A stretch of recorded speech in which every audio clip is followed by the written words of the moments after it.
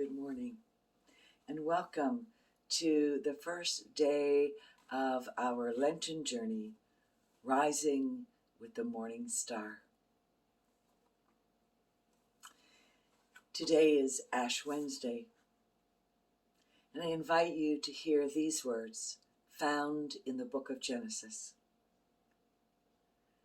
Let me take it upon myself to speak to God. I who am but dust and ashes.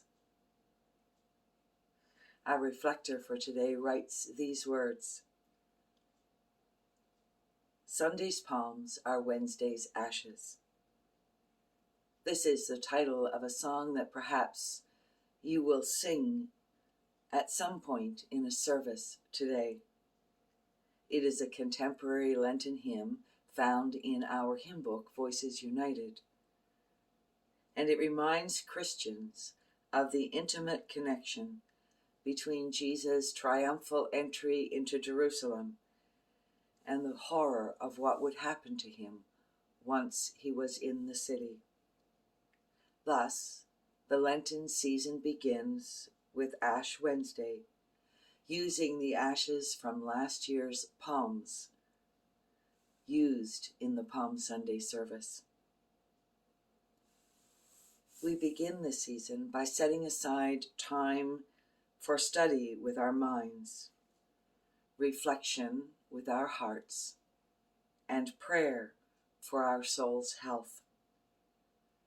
The ashes remind us of our body's material connection with the earth, that we are both body and spirit, and genuine health needs both.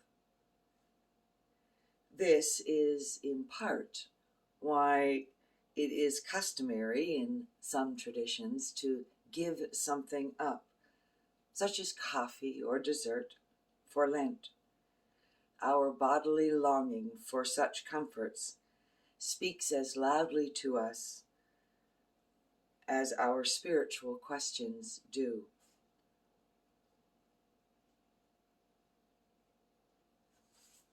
There is a split, a dichotomy typical of Western culture, that of distinguishing the individual from the community.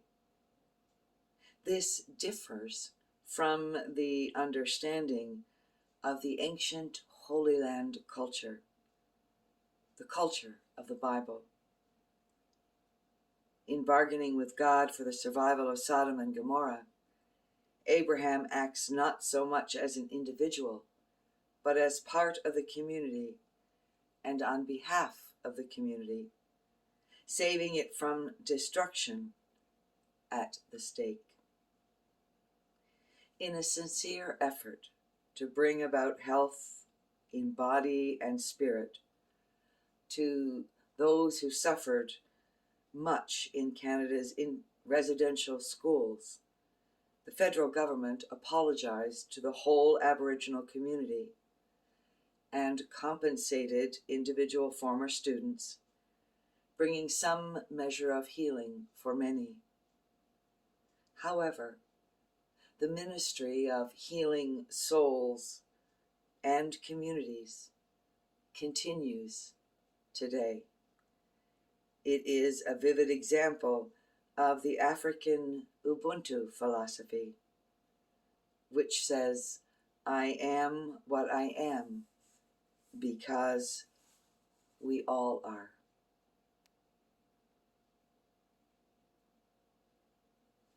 How can contemporary Christians overcome some of the unhealthy dualisms, the either or, inherited by Christianity imbued with Greek thought? One possibility lies in paying attention to wider cultural and spiritual traditions. For example, the Aboriginal medicine wheel, with its 4 quadrants of the spiritual, the emotional, the physical, and the intellectual, and how the balance of all of those is essential for healthy living.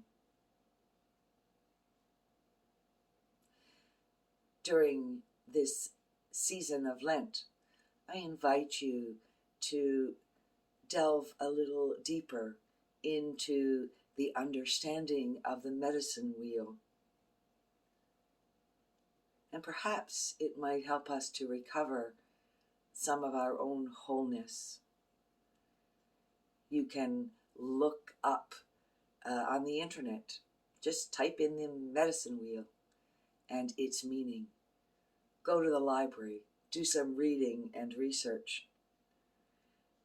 Open your minds and listen as we strive this Lenten season for a balance of body, mind, and spirit. As you head into this day, I invite you to think about this question. What is the most urgent need for healing within yourself or your community this Lenten season?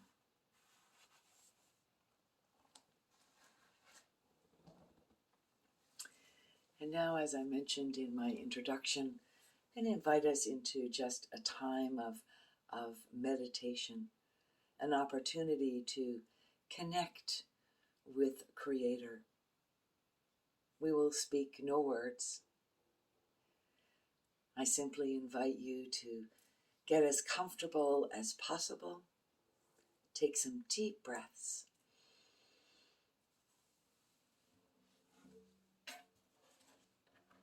And as the drum beats, may you connect with the heartbeat of Mother Earth. Listen for the voice of Holy Mystery as it calls to you.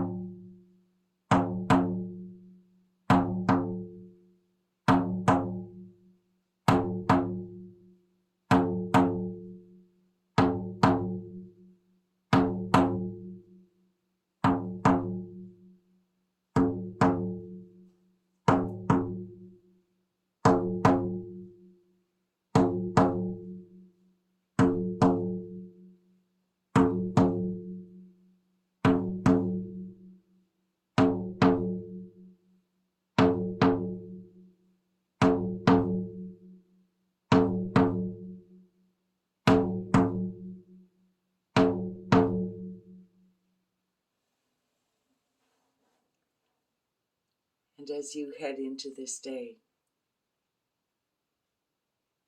may the voice of Creator speak to your heart. As you walk upon the earth, may you feel the connection with something far greater than you could ever ask or imagine. May it be so.